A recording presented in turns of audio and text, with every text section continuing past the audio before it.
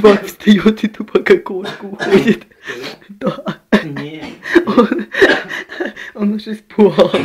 Не. Я вытяну. Аж кирпичина уже.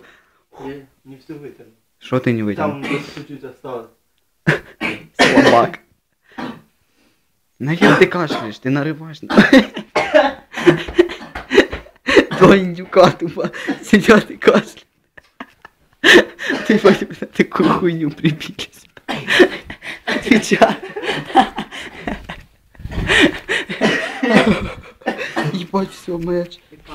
Паша кашляет.